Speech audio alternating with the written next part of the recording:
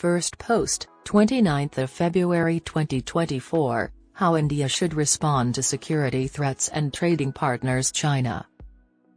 As part of her plan to rule the Indian subcontinent, China is conducting an all-out war.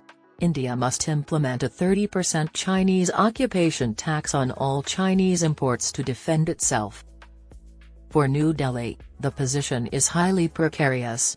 Although China poses a severe security risk, it is an important commercial partner.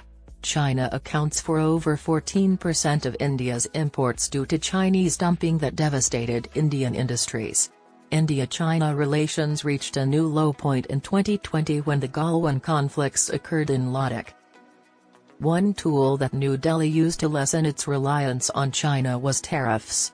Has it, however, been successful? Certain government branches reportedly disagree. They want New Delhi to reevaluate its strategy and perhaps take a more cautious tack. The first reason is impacting Indian enterprises. Indian tariffs are significantly higher. India does not directly consume a large number of Chinese products. Assume that your production expenses will increase with the final product price if the inputs become more expensive. That is the current situation. Several departments have brought this to our attention.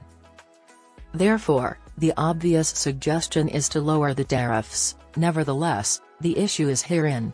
China is becoming increasingly dependent on India. Bilateral commerce reached a record high of around $136 billion in 2023. China benefits from a trade imbalance of about $100 billion.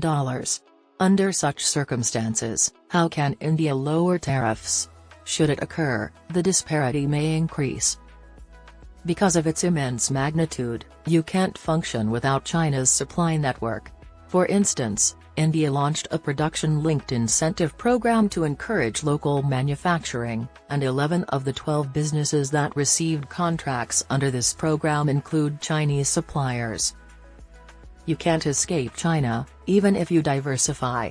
India must thus find a way around it, whether by investing in new supply chains, searching domestically for supplies, or looking for alternatives. These are, of course, long-term undertakings, with completion times potentially reaching several years or even decades. Clarity is what we need until then. Consider the situation in Pakistan.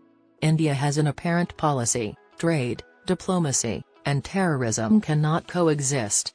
However, there is a lack of clarity with China.